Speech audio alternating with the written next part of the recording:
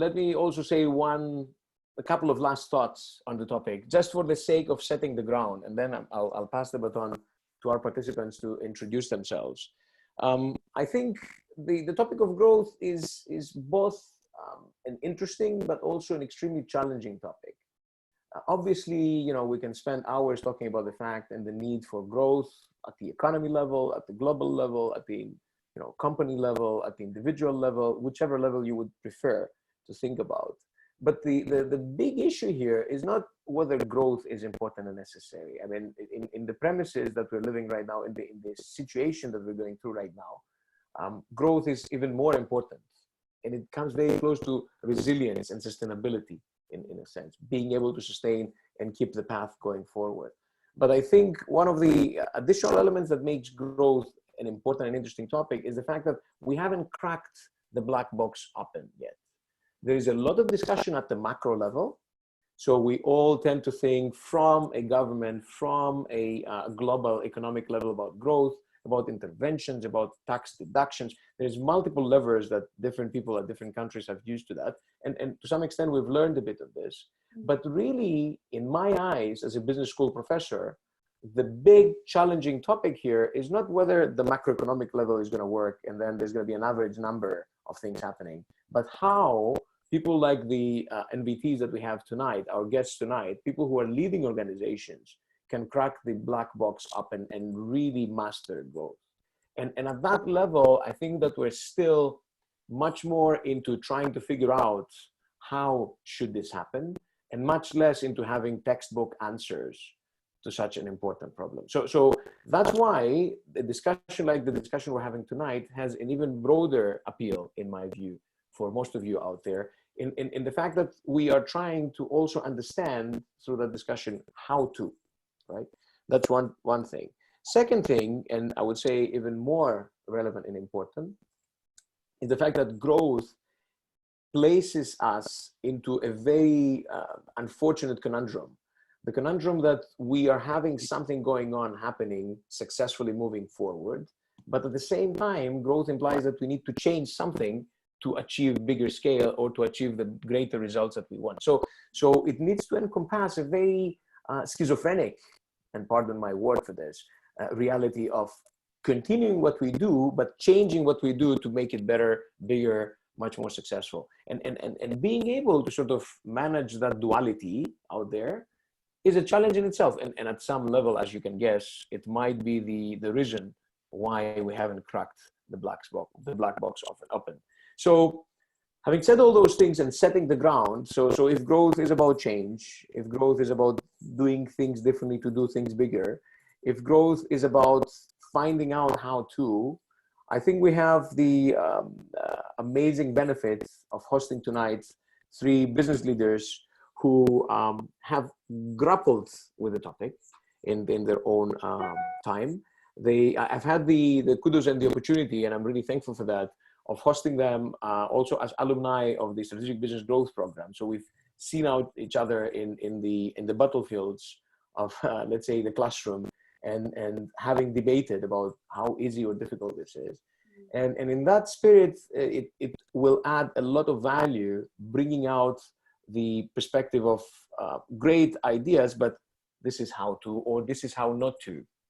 And in that light, I'm really thankful for being able to chair, as I said, this discussion.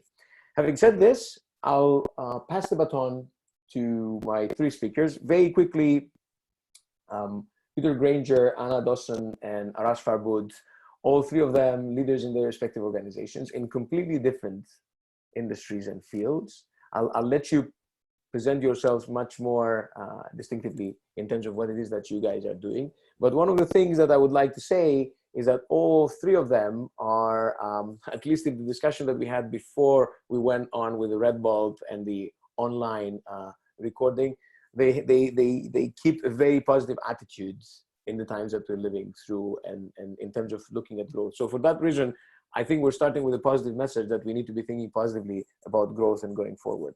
Without further ado, I'll go first with Peter, then with Anna, and then eventually with Arash.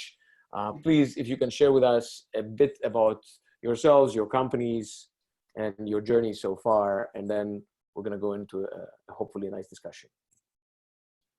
Sure. So I'll kick off. So good evening, everybody. My name is Peter Grainger. I'm one of the co-founders and CEO of CafePod coffee company. As you can tell by the name, we are a coffee company, and I suppose out of the three of us on the panel tonight, probably one of the more simpler businesses out there. We have a range of our own products that we manufacture, roast, and then ship around to supermarkets across the UK, as well as our own e-commerce store. So a bit of background, we've been going for 8 years now, feels like about 2. So we started selling in 2012. My background is in financial services. So I came into this industry with 2 friends that I used to work with, having no experience in none of us started a business before. No sales experience, no marketing experience, no product experience, no coffee experience. We all drank coffee. We all wanted to do something slightly different, so we kind of jumped in head first. And yeah, it's been an adventure. It's been a roller coaster for the last 8 years. A lot of learning curves, and funny enough, over the last years, it's really started bedding in, and we might get into this further into the discussion, but a lot of that is actually the work that we've done over the last year and in the sessions with Stelios and the Institute. So we'll touch on that, but at this point, in terms of the relevance to today's conversation and what's happening at the moment, I think coffee happens to be one of the products or food stuff that's keeping the world ticking, I'd like to think. Take away coffee and then you'll see disaster, along with booze, I think. Yeah, just thankful that we are able to sell something and provide something that people kind of need at this point. So yeah. Good. Thank you, Peter.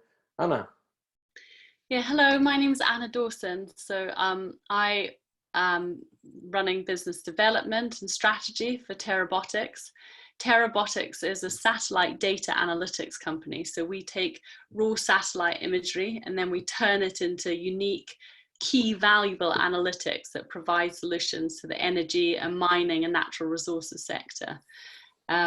So at this current time, it's quite a relevant period for us, especially we're a remote sensing satellite company. So that also gives us benefit in the fact that we don't have people on the ground. We're not going out to site, and we can provide really key, valuable analytics at a time where, especially with the oil price, this is very turbulent times for the oil price at the moment, with that crashing, and also in addition to COVID, where mines are potentially shutting down, operations are not able to sort of work to full capacity.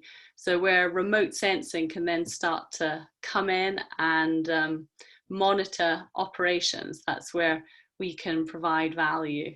But not only to the operators, we also provide analytics and data to all sorts of people in the energy sector. So people who want to monitor the energy landscape, i.e. commodity traders, hedge funds. So just to give you a little bit of background to Terrabotics, it was founded about 5 years ago by Gareth Morgan. He's not here today, he's the CEO and founder. So we all come from a background of either oil and gas, machine learning and AI capability. Personally for me, I worked in the oil and gas sector for over 10 years as a geophysicist, and then in business development. And it was a transition from big corporation into working in a small startup. And Peter, I'll definitely can align with you. It's been a roller coaster for sure, but it's also been really exciting, and where you get exposure to all parts of the business that you wouldn't necessarily have in a corporate. So I've learned a huge amount during this period of time. Yeah, so I think, have I covered everything there? No, good, very good. So we'll have the opportunity to delve a bit deeper into some of the interesting points that you guys both brought up. Let us hear from Arash first, as our third guest tonight, and then I'll go on. Sure. So my name's Arash Farboud. I'm the founder of a company called Unisurge. In 2004, that was founded. Also, Arash Motor Company, which was founded in 1999, and recently Arash Technology. So I like to use a name and keep that perpetuating.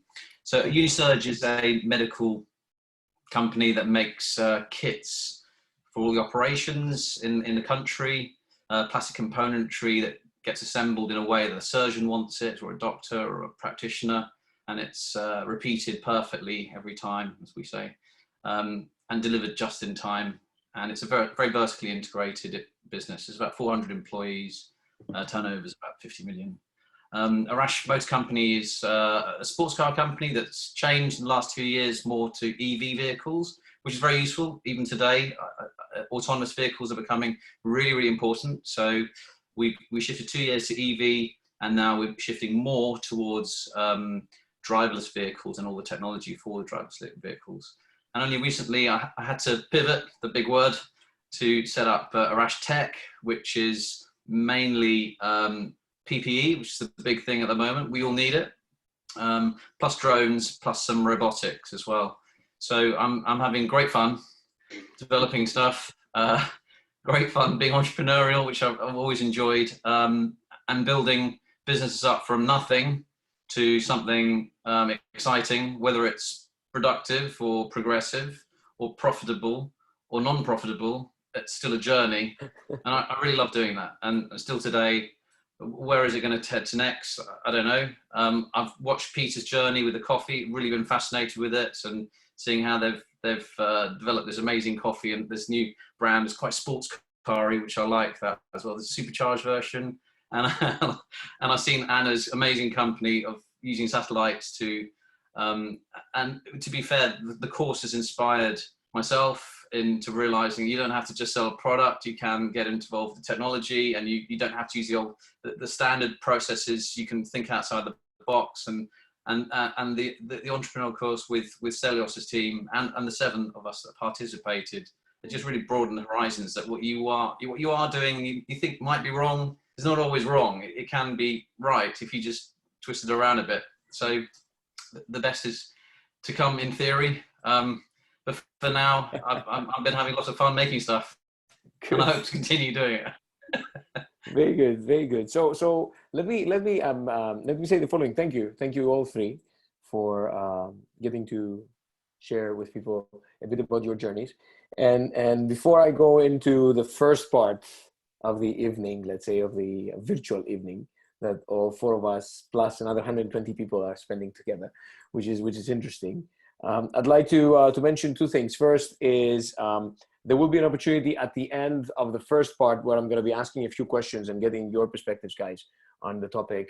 After that, we'll have the opportunity to open up the Q&A to the rest of the audience, and we very much like to do this because that's the purpose of the engagement to start with. Second, I'd like to indicate that I'll try to start the Q&A part on my side, at least, with the big elephant in the room. I've just came out of a couple of weeks of engagement with small and medium-sized companies such as yourselves in different parts of the country. And one of the interesting elements that struck me as very, very, very particularly important in this period of time was the very intense discussions that we had there along the question of, is COVID shutting down growth? So is our discussion today irrelevant, or COVID is just one such reality that entrepreneurs find a different way to tackle? I mean, where do you guys stand with respect to this? And I'll propose that we start with Anna, and we give the first pick to the lady in the company. So just your perspective, Anna, is COVID the how would I call it, the biggest constraint to growth? Is growth going down? Is it, how do you guys see it from your standpoint in the organization?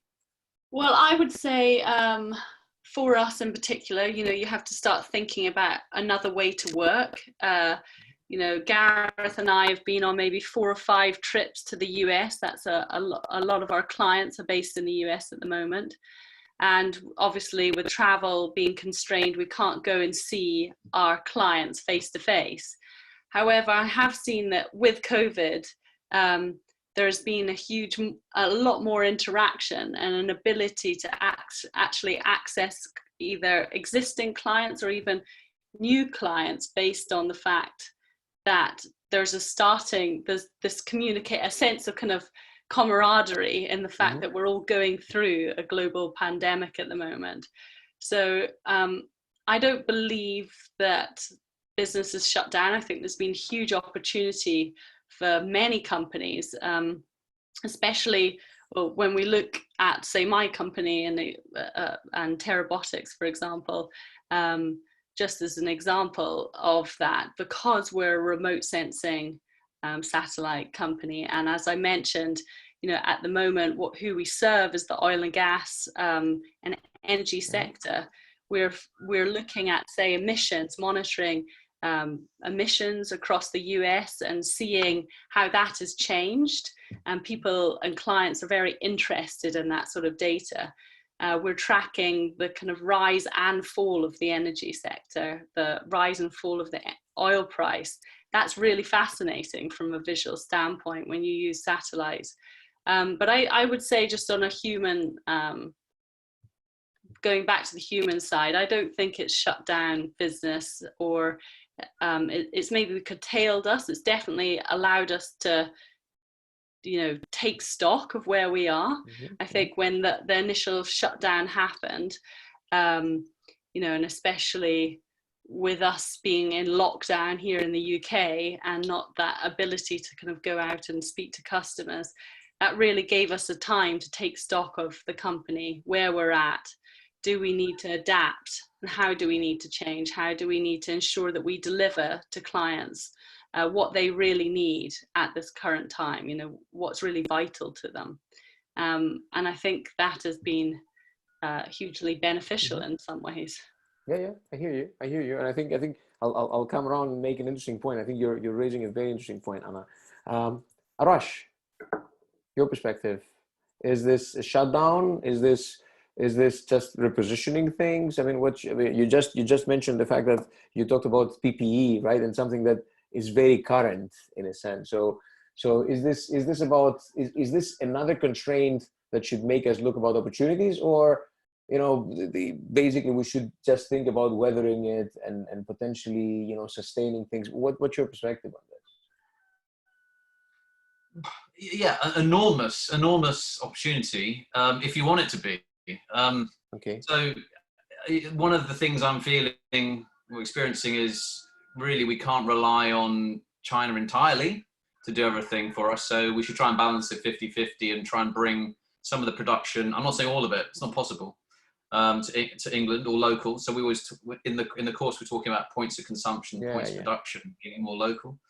So that opportunity is gargantuan. So that's automation, that's robotics, it's process improvements. So Unisurge must take advantage of that, as well as taking advantage of the UK manufacturing of its raw materials. Arash Tech doing the PPE, absolutely. That's a great opportunity, and I'm fascinated to see what's going to happen in terms of the growth curve for that company, and in terms of what are people going to buy, and if they feel the confidence to buy, and what is it going to shift to? Is it going to be more importing of products, or am I going to be doing more manufacturing? The car company, fantastic opportunity, because it's been forcing me to go down technologies that I've been talking about that's not really been well adopted, which is 3D printing chassis, you know, eliminating a lot of manufacturing processes of tooling. So if you eliminate that tooling cost and that time, more important, it's not even cost, it's time. It takes so long to make a chassis. Everybody knows that. To eliminate it and make it really quick through a 3D printer, which is now big now, in a material that's very stable, ABS and PLAs and fiber components, then you are starting to move the autonomous vehicle world into something really useful. In fact, to the extent that the Uber driver no longer needs to be the driver in the vehicle. The car is the car that comes and picks you up and takes you away. And that cost needs to be more subscription rather than purchase, which is, again, what we've been through in the course as well. So from my perspective, yeah, if you want it to be bad and doom and gloom, okay, it is, you know, for a lot of companies it's terrible. But if they readjust themselves, then it's a fantastic opportunity. And I mean, some of the sectors I'm in is a superb opportunity. Cleanliness, sterility, improvement in processes. Sure, it will take time to recover in certain sectors. In some sectors, it's instant. The video conferencing sector, we're experiencing it now. Yep. So for the healthcare arena, it's just marvelous. We can, I mean, I've got an ache. Well, let's have a look. Okay, great. I don't have to go to the GP and, you know, waste an hour waiting and upset that person. You know, sit next to another person, they're coughing. Ooh, and it's like, there. What does it look like to you? Oh, great, cool. Yeah, I don't have to, oh, and a subscription will, you know, a prescription arrive. That's exciting. So yeah, it's accelerated for me. It's accelerated 3 years into like 3 months. It's actually a very, very good observation. I mean, I've heard the word, you know, COVID as a catalyst of change in a sense, and what you're describing is going along those lines in that respect. Peter, what's your perspective on this? So I think picking up on a couple of things that have just been mentioned, and there's some great points there. I think what's interesting from our point of view, so being, you know, fundamentally a business that sells coffee, I think part of, you know, is it an opportunity? Is it or a disaster? I think it depends on who your customer base was or is, and your distribution mechanisms. I think if you manage your own distribution, I think you're probably in a lot more control at the moment. If you sell through third parties or you are a B2B, so taking coffee as an example, we sell through supermarkets and our own website. Those are all up and running and working better than ever. But if we happen to have had our own coffee shops or been selling to hotels, it would have been an absolute disaster. So I think it very much depends on the perspective of where you're at the moment. So for those of us who happen to be, you know, I use this analogy with my team. It feels like one of those situations in a movie where somebody's thrown a massive hand grenade and it's exploded, and you kind of get up and you check yourself and you go, everything's here still, and the guy next to you is blown to pieces. And why them, not me? Part of it's just pure luck, you know, right place, right time. We could have been on the opposite end of it. So I think from my perspective, you know, from a growth point of view, I think there's a lot of interesting opportunities coming along. I think we're looking at things in a very different way. I think any plan, what's that great quote by, I think it was Muhammad Ali, you know, everybody's got a plan until they get punched. We've all just been punched very, very badly, and it's how you react to that. And some people will moan about being punched and just lie down, and others will go, okay, plan B or plan C. I think, you know, one of the things about growth is sometimes in a way, growth is relative as well. You know, a lot of times we look at our competitors, our peers, the markets, and it's always, growth is always in relation to something else. And I suppose to use an analogy, I've been watching that F1 series on Netflix, and, you know, some races, the guy who's the quickest wins. And in other races, the guy who just gets to the end wins because everybody else falls by the wayside and crashes. And it feels like right now, just staying in the game is almost a form of growth, because some of your competitors are falling by the wayside. Some of the basics that they may or may not have looked after are hobbling them. And it actually changes the standings, if you want to use that frame, in terms of from a growth point of view. Whereas you might have been bottom quartile, and suddenly 3 months later you're like, actually you're the star in the category, because everybody else has fallen by the wayside. And it can just, for us, it's changed our business quite dramatically, just, you know, in these few weeks even. And part of it is just pure luck, and part is preparation. That was going to be my next question. I mean, leading from the very interesting perspectives. I heard 3 interesting nuggets, but instead of me trying to pretend to be the person who is actually, you know, taking the nuggets and exposing them, I'll try to phrase it through a different question and say, so looking back, my question to you guys, all 3, is what does the non-luck part take?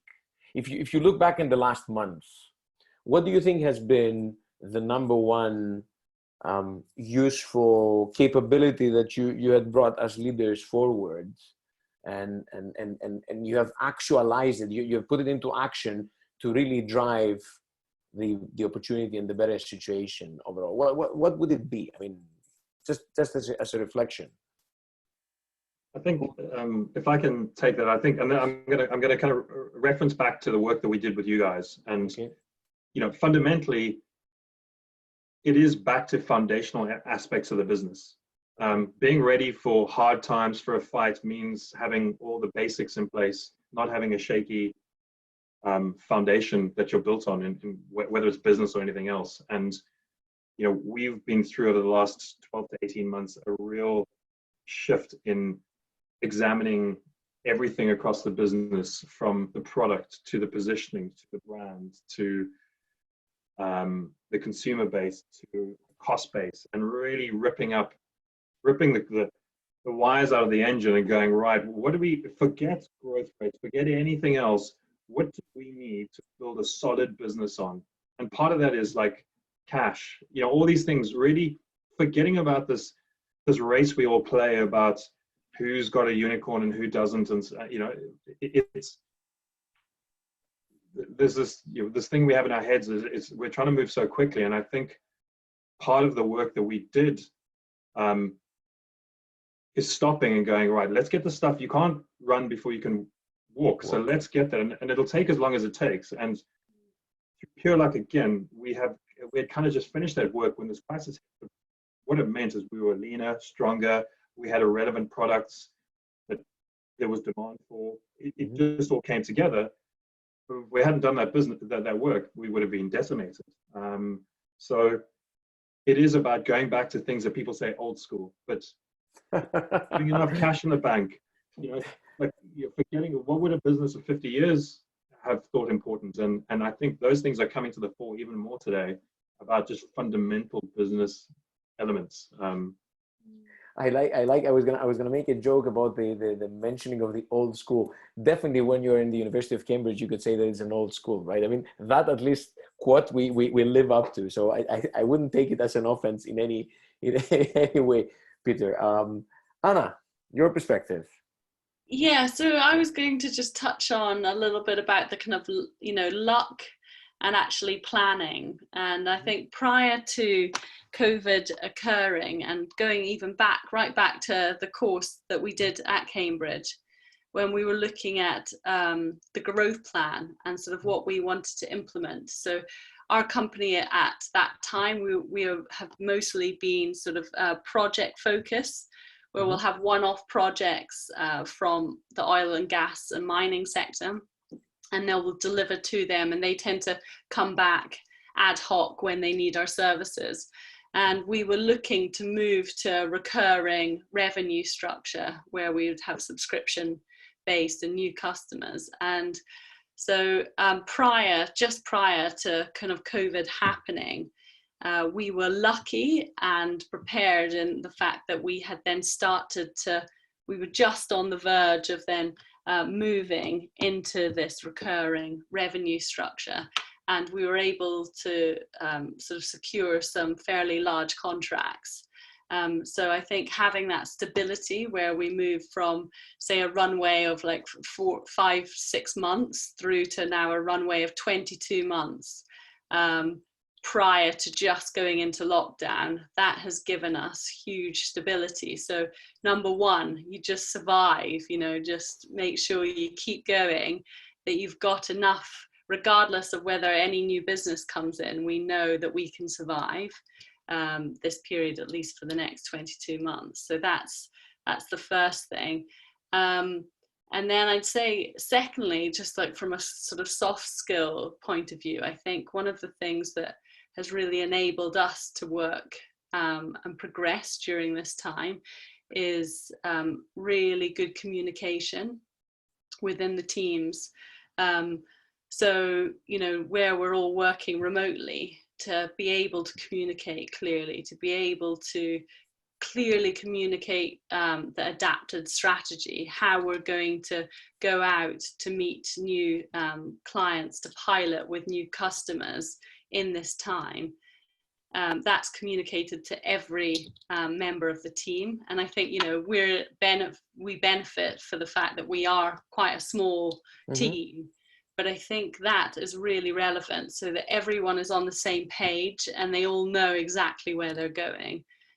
You know, so where, you know, what is the target? Where are we actually trying to get to during this time? And I think that's been incredibly helpful. Very good. Very good. Interesting. Very interesting. Especially the last part about the communications and the alignment. I think that's a key element. And I agree. Arash, what's your take on the?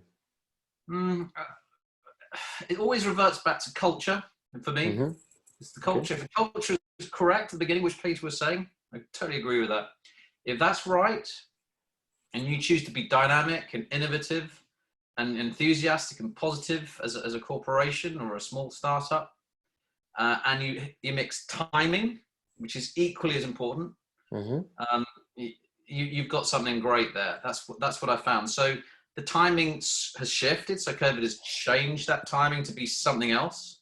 And if you've got that culture and those great core values of your company that you've established, and those two converge together perfectly, you've got a success again, yet again. So your company, whether it's small or, you know, medium, it's had a success. And the success at the beginning is getting together to do something, taking that first step. And I always think about the story, I think we went through it, which was, we always refer to, Apple's a great example. So Steve Jobs went back to his company and he went to the employees and said, "My God, why are you still here?" And the employee said, "Well, I still believe in the colors of Apple." And it always resonates with me. I was thinking, wow. So the fact that culture at the beginning is why that employee was still there, even though they went through a turbulent time. And it's what's those original guys established at the beginning is what kept it together. And then the timing improved for them, which was the demand of the digital musical market, which then evolved into the iPod, as we all know.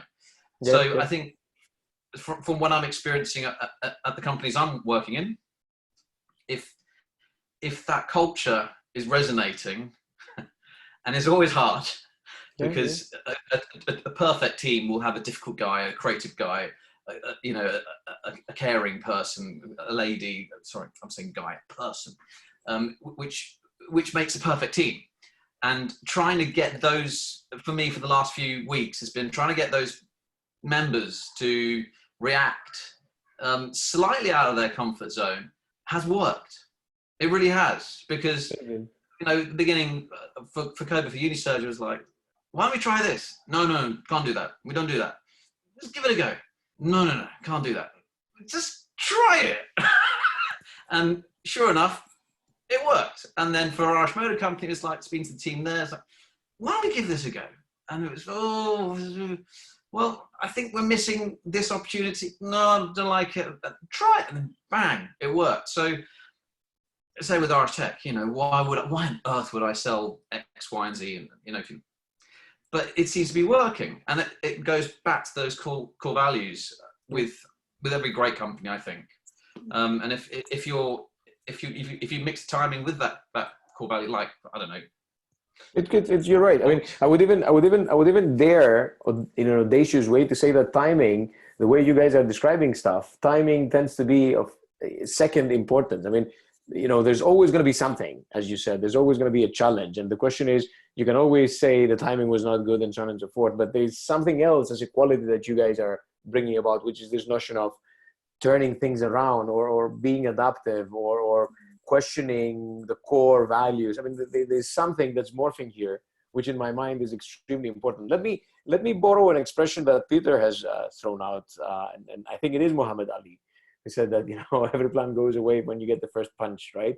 And what was the first punch for you guys in the last couple of months? I mean, what was the most difficult challenge that you had to deal with, looking back in the last 2 months, that really kept you awake, or, it sort of felt this little lump in the stomach in terms of, is this going to happen, and so on and so forth. I mean, I don't want to take away the positive message that you're carrying away, and that's absolutely, I'm a big believer of the positive message, but also I want to create the equally balanced perspective there that says, look, this is not rosy, right? I mean, this happens through tough decisions and challenging moments. What have some of those challenging moments in this adaptation growth journey has been? Who would like to take that first punch in terms of of the question?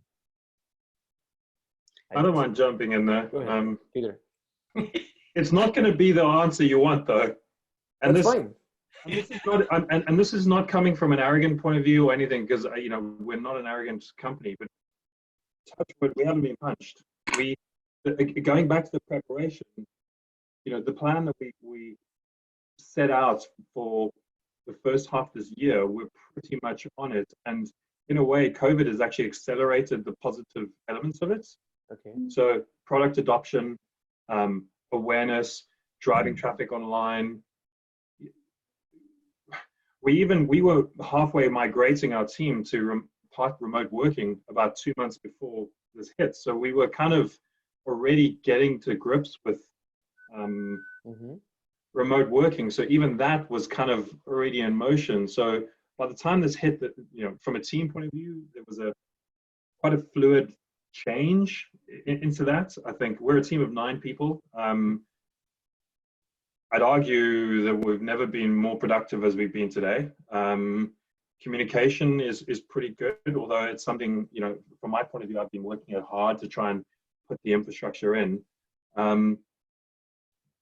But saying that, things are changing so dramatically every day. So I'm operating, to use this analogy, it's almost like going on holiday to Australia, where people say anything can kill you here. There's about 50 things that can kill you. I feel like that's the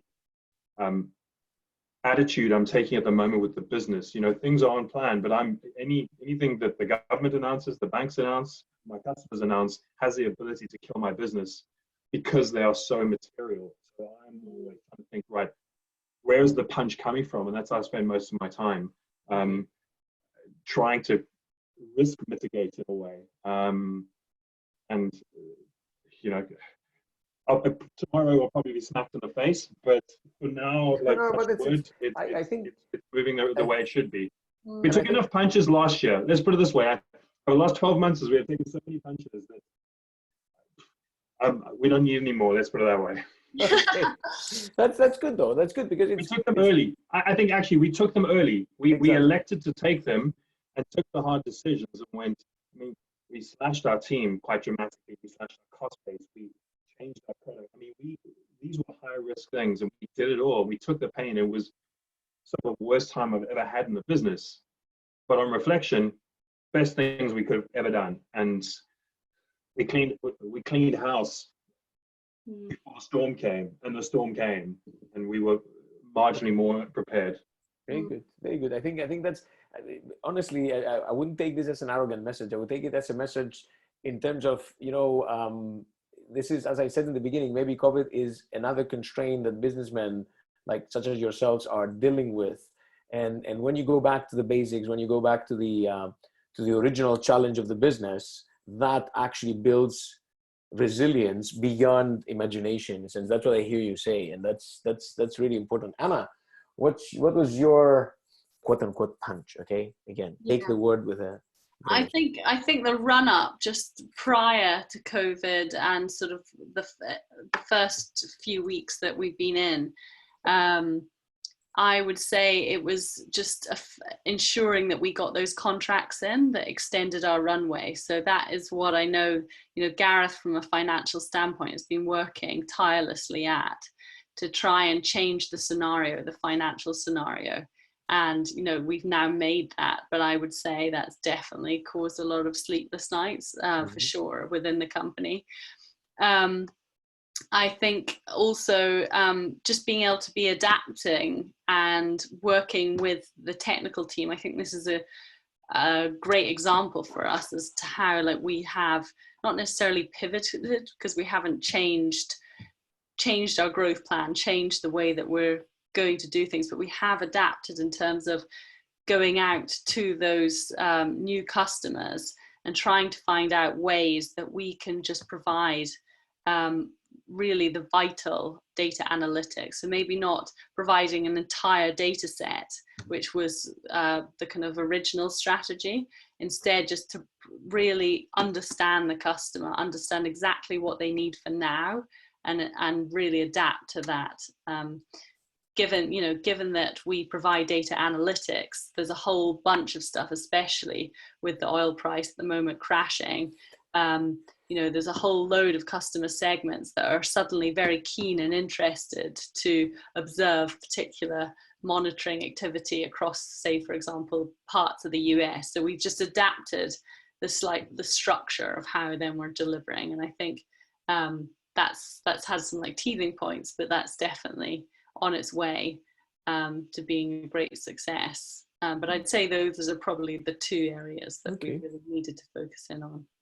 Yeah, makes sense. And it's interesting. I mean, because as you said, you're living through an industry that in the last month, at least that I can think of, it's correlating itself with negative news in the media, crashing stock prices, all this great stuff. And it's funny to see that you're generating an opportunity in there, although you need to sort of, take the challenging moment. Well, we're lucky that we're an objective viewer. We're like the eye in the sky that are just sort of looking down and observing the change. And that information is very valuable to people. We're lucky that we're not an operator, a small operator working in the Midwest right now, where you can't access your rigs or you can't move. But that information, that intel is really, really valuable. Very good. Very good. Arash, punches. Any punches? Yes. Oh, it's non-stop though, Stelios. It's just a punch. I mean, my response is I'll punch back harder. I'll be punched every day. It's constant. It's non-stop. It's from the banks, it's the employees, it's business ideas that are being stopped to cultural stopping. But you know what? There's another bank and you can talk to them. Another finance company, you can talk to them. There's another customer that's getting you. I'll talk to them. There's another product that will satisfy the need of what's demanded at the moment, especially PPEs, like this mask, this gown, this one's got a certificate, this one, it's non-stop all day long. And then the car companies, like this 3D printer can only print this little bit, this one can do that. It is continuous, but I punch back. And the first one probably was, wow, am I going to be alive? Mm-hmm. Exactly. Genuinely. That's pretty fundamental. Yeah, exactly. Yeah. And I need to protect the company, the family, that was the first one. It was kind of, need to sort this one out. Gosh, is there enough cash in the bank? Is there enough stuff? Is there enough people? Yeah. Is the security okay in the building sites? Is everywhere secure? Is everything not going to catch fire? All of those sort of basic things I had to go through was the first big punch. And then the second one was like, staff, who can turn up, who can't, the whole furlough fiasco. Still today, it's a bit of it's annoying. It's good. Don't get me wrong. It's great. It's just, some of it's like nonsensical, but overall it's fantastic what the government's done. I have to admit what Matt Hancock and his team have got through. There are a lot of problems, of course, but what they got through is still pretty damn impressive. And what Boris did is, some of it is nonsensical, but overall, I'm looking back and think, they kind of got it, kept it together.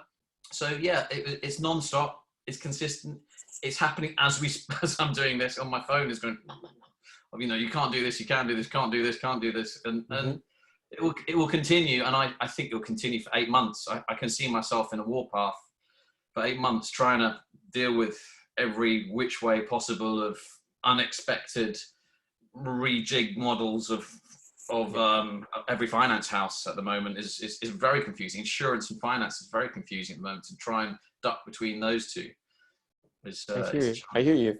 Well, it's interesting. It's interesting. I mean, again, I like the fact that my general principle is always bringing things down to the ground as realistic as possible, right? And it's good to hear you guys reflecting on, yes, it's true, it's unprecedented, but in the end of the day, you know, somehow this is the life of trying to bring a company forward. There's always punches. Maybe those punches are a bit more severe in the beginning, but again, it's a matter of adaptation and going forward.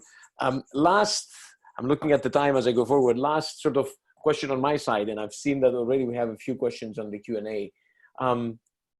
Post-COVID. So we talked about COVID, right? We talked about the you know, what does growth even mean in the period that we're living in? I mean, the period that we're living in is not going to be here forever, I assume. I don't know, but that's what, you know, science and the big pharmas of this world sort of claim, that at some point we're going to have a way to deal with the problem in the next year and a half. So business and growth post-COVID, what are your expectations? How much of the changes you've undertook are here to stay? How much do you think that you're going to need to pivot again as you're looking forward into this?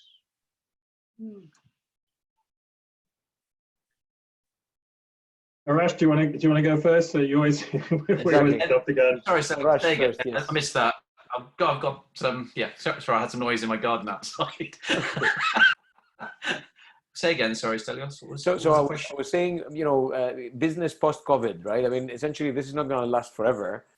Sure. How much of the current story, though, is here to stay, and how much of that is pivoting yet again to achieve growth? So do you see the path that you're undertaking as a long-term one? Is it the short-term, and then you expect to change again?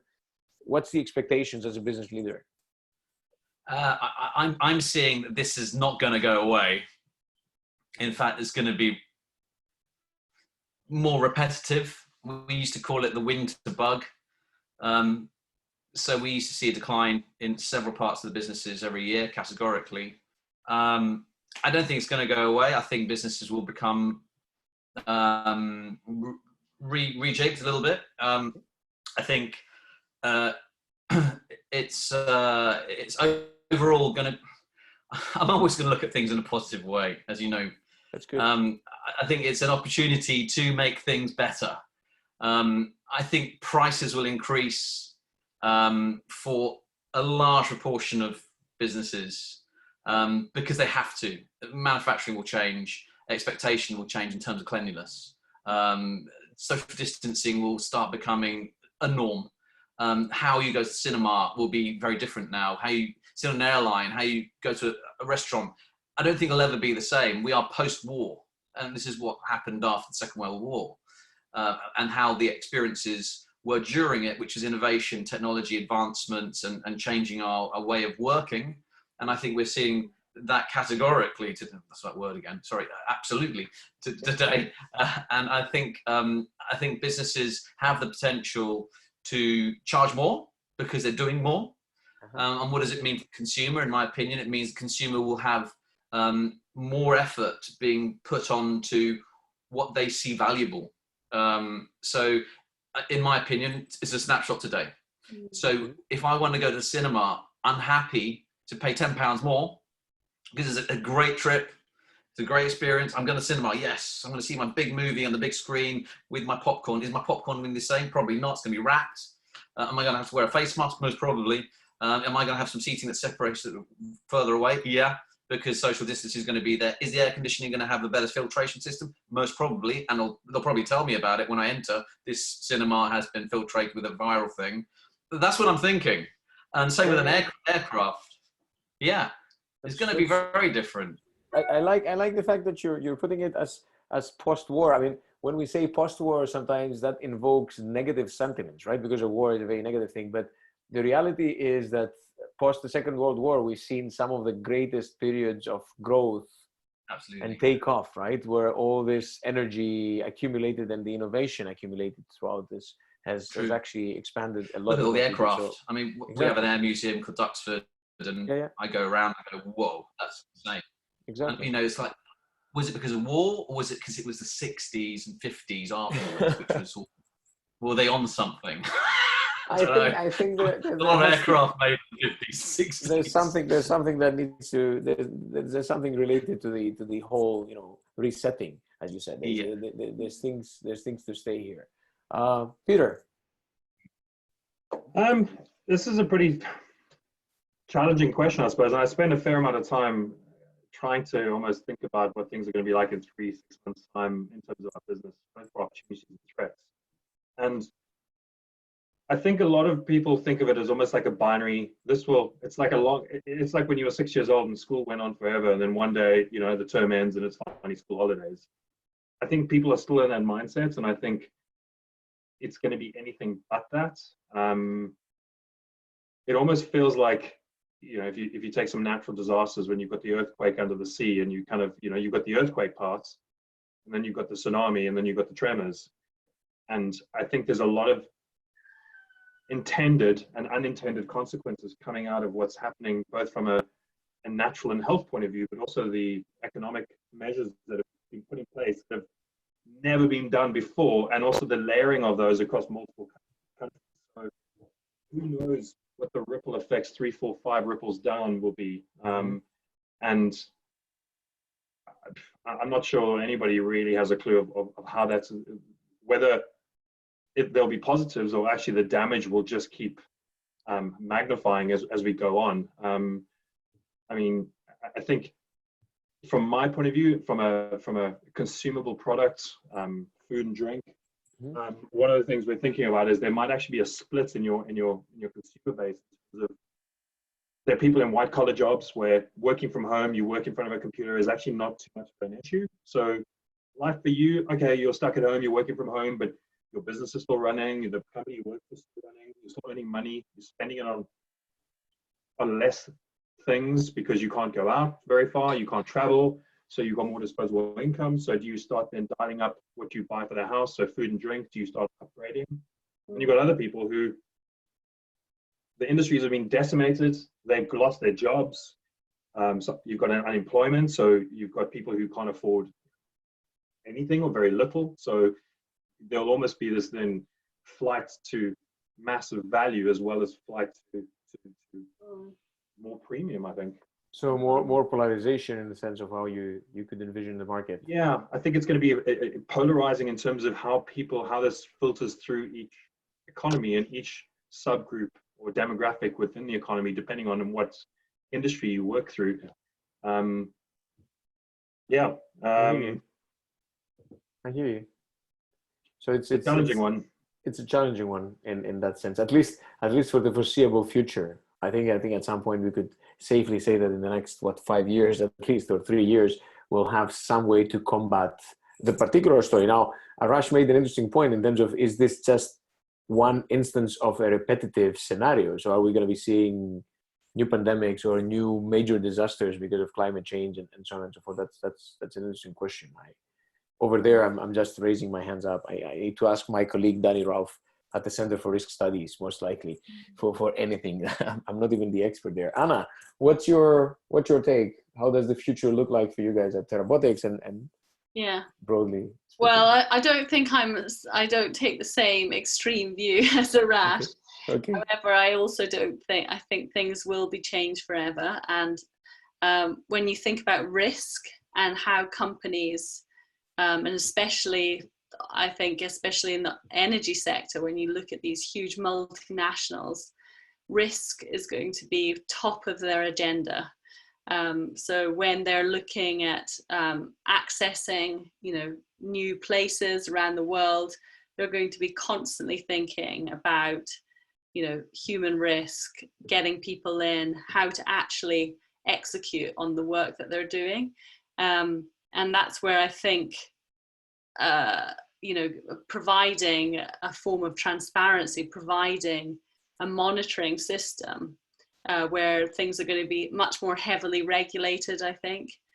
So I think it's interesting, especially when we see this kind of energy transition, this move away from dirty energy and a desire to be more sort of sustainable around the globe. And then what's also going on in a health standpoint, I think both of those will merge quite interesting, well together. So there'll be even more probably push for a sort of desire for a more sustainable earth, where obviously the pandemic starts to shake shake the kind of human nature in a way, starts to question why is this happening? Is this over travel? Is this us abusing our kind of planet? So I'd be very interested to see and be able to monitor that. I think we'll see definitely an increase, I think, of monitoring and mitigating against risks, operational risks, and all sorts of risks. I think you're right. I think you're right, and it's I mean, you're well positioned for that, which is good news, actually, for Terrabotics in a sense, right? Good, very good. I think we've sort of set the crowd off because I can see the number of questions in the Q&A popping up. That's the that's part of the of what I'm also supposed to do. So now I'm gonna take off my hat as the person who is sort of chairing this, and I'm gonna become the person who is reading questions and thanking the participants for the questions. So I'll go back a little bit earlier. There's a question about the following thing, about trust. So people do business with you, Niraj says, thanks Niraj for the question, only if they trust you. What is the advice that you guys might have for startups on how they can work on building trust in the wake of such a situation as COVID-19 constraints? So I've heard snippets. I mean, I think I've heard a couple of comments from Arash and Anna along these lines. But again, now that the question has come out much more clear in a sense, I'm passing it on to you guys. How do you build trust when there's so much uncertainty around? What's your thoughts on this? Who would like to take this?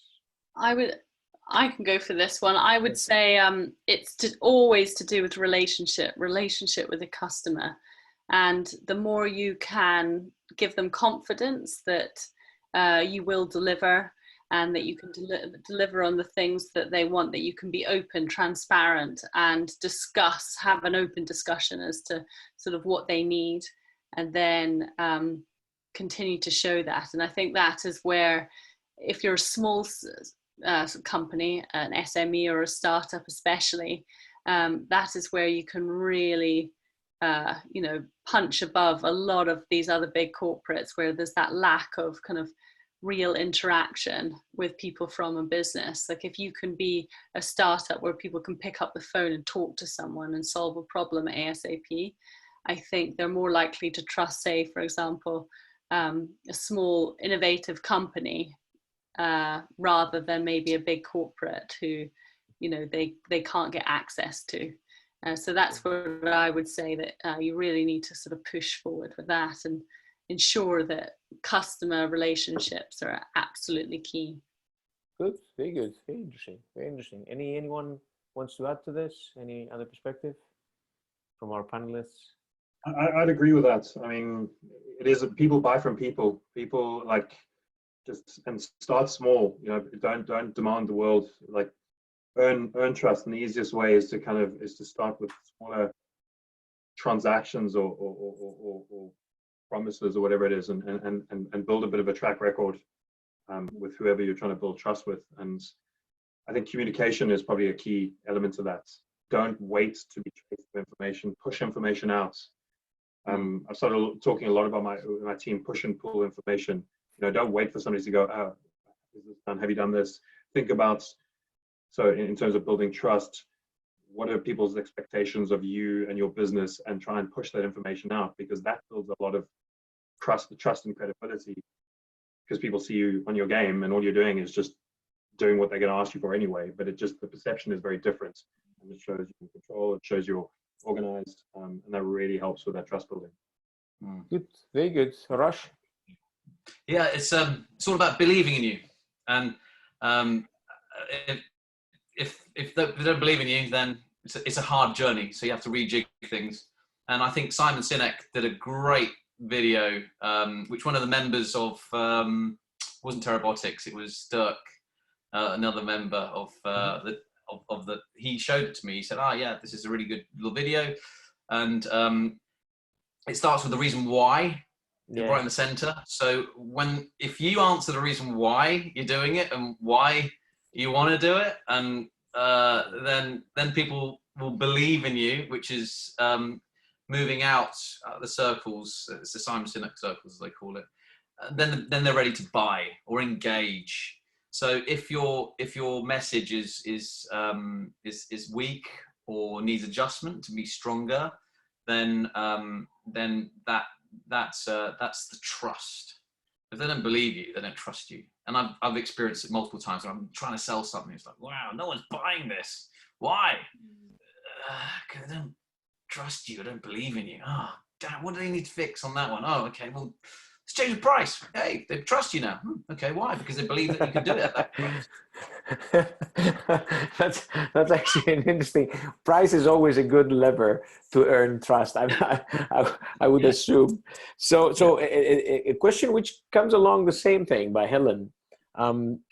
She's focusing it a bit more on business to business, right? And the fact that it seems that COVID creates a sense of risk out there, or situations like COVID, where all of a sudden the business activity starts sort of dropping a bit.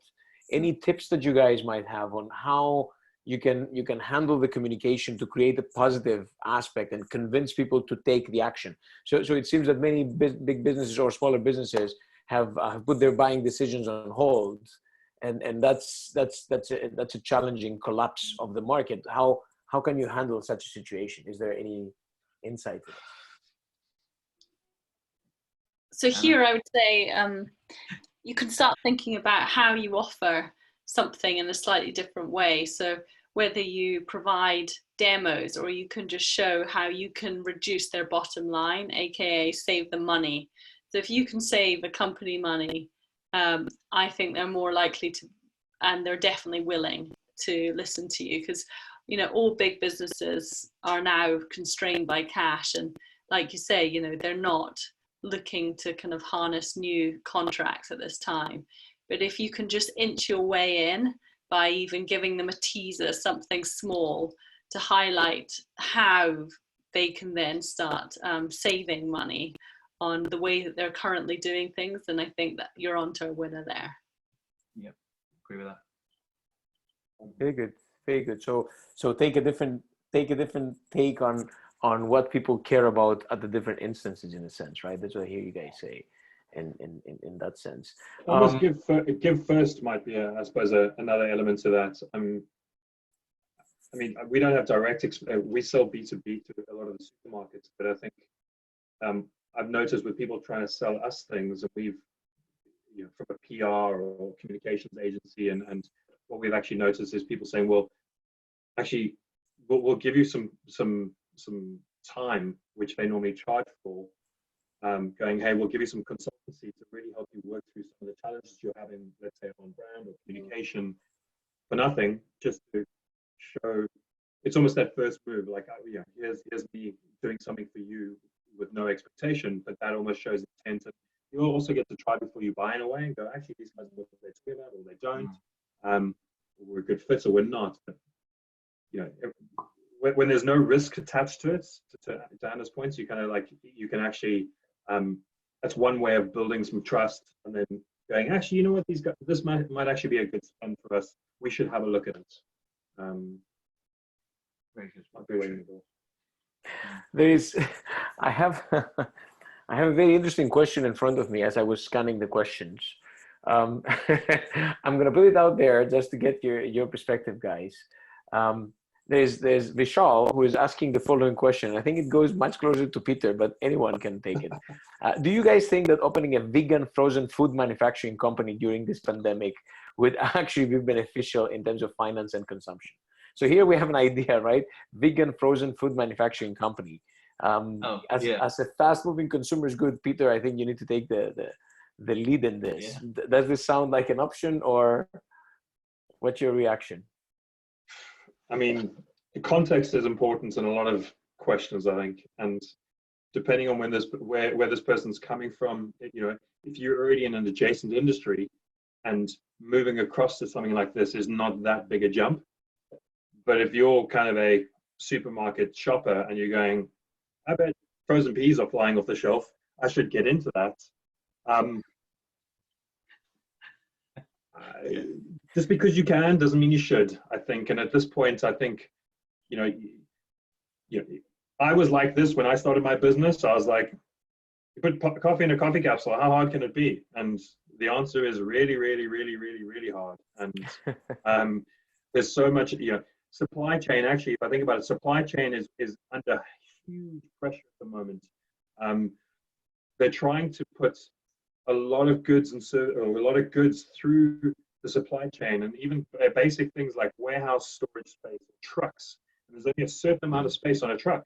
So what are they prioritizing? And is the product you're thinking about a priority in there? And can you even get a space on a truck type thing? So, the costs of doing that have gone up. Is it economies of scale type business? Is it a business where you're going to really make money if you really have large infrastructure? And I know very little about frozen food, but these are challenges that even the best of the best are having at the moment. Yeah, so I hear you, and I think I nod to this. It's a very, I mean, I wanted to see the reaction on getting a very specific question as opposed to these broader questions that we talk about growth and so on and so forth. Can I add something to that? Sorry, I think on the flip side, if you see an opportunity going, actually, frozen cauliflower, there's actually never any. I think there's an opportunity here for something specific. And if you did some homework and actually, because some factories, depending on where they're located and where their ultimate customers are, might have actually lost a lot of business. So they might have spare capacity. So you might be able to approach somebody who has a frozen facility for packing and going, well, your factory's only operating at 30%. Can you pack this for me? You've already got everything there. So I'm not building anything. I'm getting a private label manufacturer to put it in. That can, if there's an opportunity like that, then that might be something, because they might be looking for any business. You might get a good deal. But then the next thing is, how do you bring it to market, which is a whole nother thing. A whole different story. Let me move into a very persistent question that has shown up 3 times on my screen, which means that basically I need to give Daniel the opportunity to sort of express his question. He says, first it was Brexit and now it's COVID-19. Are UK companies going to suffer more than other European countries in this period? What is your take about the context? I mean, all 3 of you are operating in the UK with great opportunities and success and so on and so forth. So what's your reaction to this, guys? I think if you're making it in the UK and you're selling to the UK, it's okay. That's definitely the case. I can agree to that. But is it? You do great. But do you see a huge differentiation in terms of the success potential by operating based in the UK, or it would be better to set shop or operate in another market in the EU? What's your take on that? I think it totally depends on what you're producing, what your business is, and I think the UK in general is fairly resilient. It'll be interesting to see like how Brexit affects our business going forward, but I think COVID and how we've reacted to that is like a real testament, I think, to how we're currently operating, and and I think I do feel that we're fairly responsive. It'll be interesting to see what happens to the economy post COVID. We may well go into recession. That may already be happening. But I think the British people are very resilient, actually. And I think totally depends on the company, what you're actually doing, what you're operating, what you're producing, and who your market is. So whether it's a global market you're trying to reach, European market, Brexit will obviously impact that. But yeah, Arash, you're right. If you're making something in the UK to sell to the UK people, you're onto a winner. Maybe not for cauliflower, but I'd be more worried about Chexit at the moment, which is a Chinese exit. That's what we don't want. We want some balance in there. So we've had Brexit, now we've got COVID. We don't want Chexit. That's where I'm really, oh God, can't buy it at that level. Oh, that volume's not going to happen. Oh, there's some issues with America and China and Trump, and that's more of a problem in my opinion. So as you say, if you can do it in England and sell it in England, great.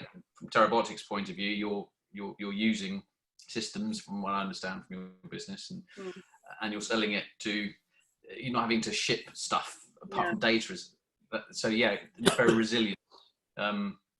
But for Peter's business, yeah, I think we've always talked about, can you make coffee in England? And so the people in England, yeah, of course, yeah, it's gonna grow.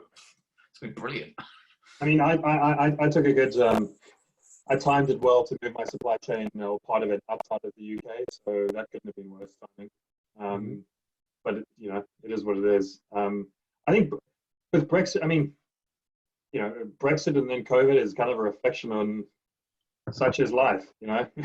Sometimes you have a good long streak, and other times you get smacked around a couple of times, one after another, and it's about, as you said earlier, building up resilience. I think if I compare maybe the UK to other countries or economies, Brexit has almost made us, has shaken people out of, it's shaken the tree, and the comfort zone that a lot of businesses might have been in. Brexit has made them examine themselves, including my own business. And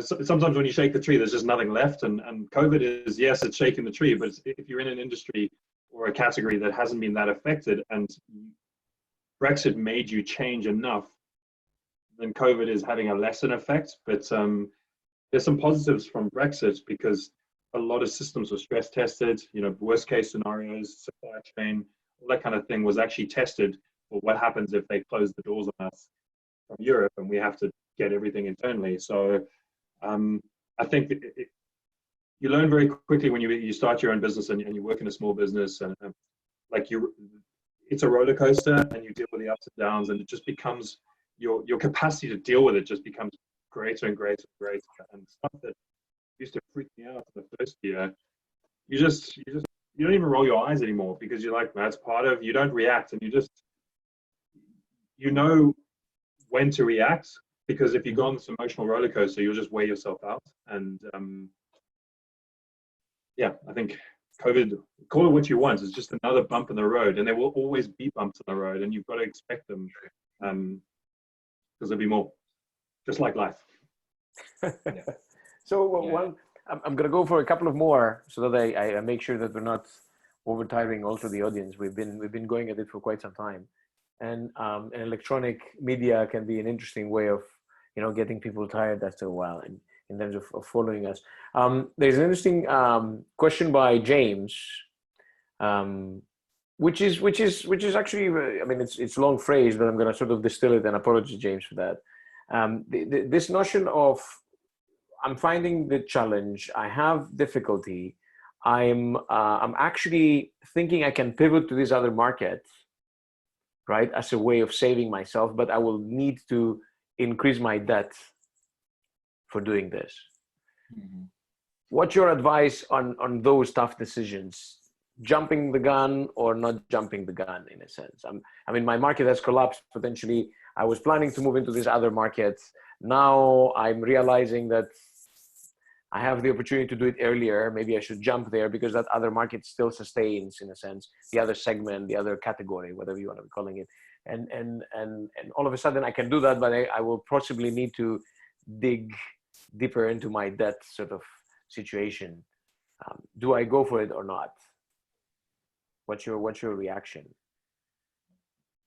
Bootlace it, bootstrap it as much as you can. That's what we always were taught. Spread your bets, but bootstrap it. If you don't need to go in debt, if you can borrow it or beg for it, that's entrepreneurial, surely. Is that right? Do you agree, Peter? Yeah, I mean, it's. I suppose the bigger question is now the time to take on more risk? And it depends again on the context and circumstances. Like if somebody's got a lot of cash, or actually this change, the debt is only going to increase the overall debt they've got by 2%. Well, it's not material. But if you at the gambling table betting all on red or black, like possibly now's not the time to be doing that. Again, without knowing more details, but you're thinking about the worst case scenario, and I sound like my FD now, because they're always looking at, well, what can go wrong? Because as an entrepreneur or business person, you always look at what can go right. But if what can go wrong is terminal, as in you lose everything, you know what? Patience is probably one of the biggest assets you can have right now, and just waiting sometimes is probably the best thing. I hear you. Good opportunities don't go away effectively. You know, there's tactical quick wins, but if there's something solid and you really think it is good, it should still be around in a while. Yeah. Okay. I hear you. I think that's a useful take. I mean, I like the risk perspective. Do you need to increase your risk right now? Because essentially you're exposing yourself if you go into more debt. Anna? I agree fully with Peter on that one. I think you know, yeah, being more exposed to risk right now, probably not the way to go. If it's a pivot that is small enough that's not going to have, you know, huge impact to the kind of the business model as it stands, then potentially. But yeah, taking more debt right now and also changing either customer segment or changing, you know, business model, I think perhaps is a little bit, you know, opening yourself to a little bit too much risk. I hear you. And actually, I think you lost me. Yes, I know. I was going to make. So here's Arash showing on another screen in front of me. Good. Actually, James has come back by saying, well, the reality is that the original market will still be there next year, and the original growth forecast should still be there. It's just that we have no sales this year. So they're looking into a very fundamental crash with a limited amount of time. So maybe the patience argument that you brought forward, Peter and Anna, might be in order. I mean, money is very cheap at the moment. I mean, interest rates are the lowest they've ever been. So again, you know, purely from a debt point of view, it's one of the best times you could, if you can access it, you know, borrowing money. But again, is it chasing good, you know, throwing good money after bad? And yeah. I hear you. I think James will have a bit of thinking to do given the current situation. Last but not least, I'm going to take the last question by Lisa, who is actually pointing to this issue of ecosystem approach in the post-COVID or in the new norm that we're living. So are we going to be looking much more into collaborative agreements and pushing forward for success through an ecosystem approach? What do you guys think? Is the new ecosystem enterprise, as people have actually talked about this a lot, a new reality that we need to be embracing? Any reactions to that? Well, you published a great paper on that one, Stelios, actually. So the 5 stages. I'm just carrying on the conversation, right? I'm not here to make I believe in personal publicity. I think it's a good thing. Yeah, if you can integrate resources, there's no point shipping stuff all day long if you don't need to. There's no point buying big buildings if you don't need to. You can use resources efficiently. There's no point making stuff, sending it to another country, bringing it back, doing a little bit to it, and then throwing it away. It doesn't make sense anymore. So I think the ecosystem psychology is great. I think, are we having a world globalization? Probably less. So yeah, I think it's a good thing. Sorry, I'll stop. No, it's good. I hear you. I mean, as you said, I have a perspective, but I'm holding back here. Peter, Anna, what is your perspectives? I think because the COVID-19 is a very human thing and we're all being affected on a very human level, I think it tends to strip away some of the barriers that might have been there. And I'm talking from our experience in our company, with us dealing with some massive companies like Sainsbury's and Tesco's. You know, everybody's suddenly in it together type thing, and how long that lasts, who knows? But I think there's a lot more of a collaborative, hey, we're actually trying to, you know, so for the first while is like, we need to make sure that there's food getting to the entire population. So it stripped away us versus them or positioning or whatever it was. It's like, we need to all work together to make sure this happens. And I've seen it spilling over into other areas of my business. I mean, we've just recently set up something called the marketplace on our website. And that was born out of me having discussion with other small food businesses, and a lot of their revenues got slashed by 80%, by 100% in a way. And you're suddenly going, well, we have a website and a way to deliver products to the consumer, which is actually a route to consumer and to create revenue. Let's put your products on my website. Like, okay, so I don't sell granola normally, but does that really matter? Does the consumer coming onto my website think, what is that doing there? It's like, actually, that's a great complementary product. You know, we're trying to actually work together. And I think one of the things that suddenly dawned on me is everybody, and again, from a consumer goods business point of view, we've all been told we need to have our own e-commerce and build a relationship and all this kind of stuff. But actually, the cost associated with each individual company, especially small businesses, building e-commerce standalone businesses, which are highly technical, highly expensive, and take a certain skill set, which actually takes a lot of resources and time, a high percentage of the overall business's resource to power something that is selling something that's so niche, and collaboration and getting together is yeah, it seems obvious now. And in my industry, are we seeing the end of single brand websites? Part of it's vanity, but part of it's like, are people going to come to me and just buy one thing? Like, is that really necessary? Yeah. These are some of the questions I'm asking. Point very well taken. Any last remark, Anna, before I sort of I think up just to add to Peter's last note there, I think that if we're moving into a kind of period of time where people need to be more effective, more efficient, and cut costs, I don't see why the ecosystem enterprises wouldn't exist, because that is exactly the right environment that's required to ensure collaboration. Because you can't do it all on your own, especially if you're wanting to get the same value and the right value to the customer. However, I think that, you know, a lot of people, given the circumstances, are in panic mode. And I think sometimes when people are in panic mode, they have tunnel vision, sort of blinkered view. And it's sort of, how do we survive against them? You know, us versus them. So, you know, I think there's a bit of both, to be honest. Yeah. I hear you, and I think you're absolutely right on the tunnel vision. I mean, if there is something that hopefully is coming out from today's discussion, is this more positive perspective about, you know, recognizing the opportunities, being able to be collaborative, looking at the ecosystem. There's multiple ways, and at some level, although I understand and I would fully take any punch myself along the lines of, you know, COVID is much more difficult than any other bump in the road.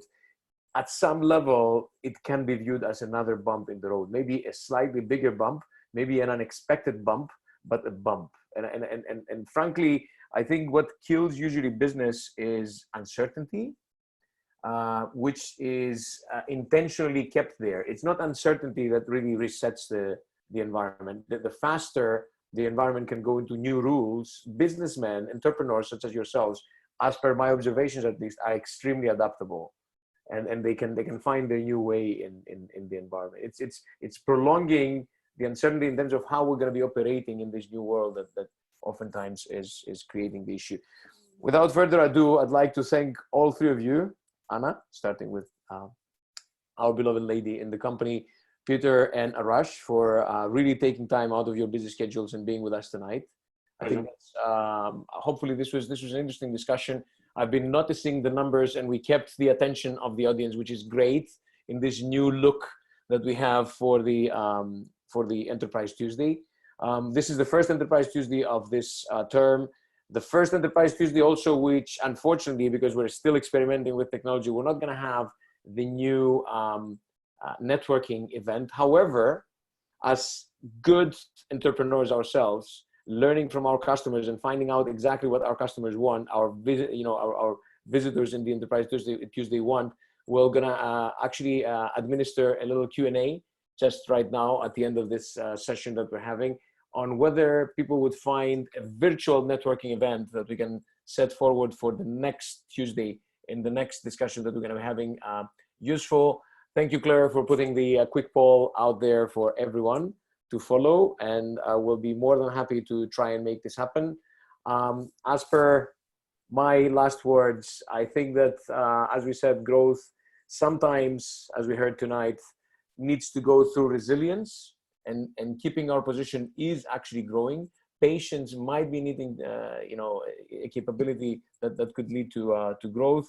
But nevertheless, if there was one word that I've noted 5 times in my notebook today, based on your remarks, guys, was adaptability. If there's something to be thought about in terms of growth, is adaptability. And from then on, the bumps on the road we'll be able to handle. Thanks again, every single one of you. And I hope you all have a great evening as we're going to be closing up this session.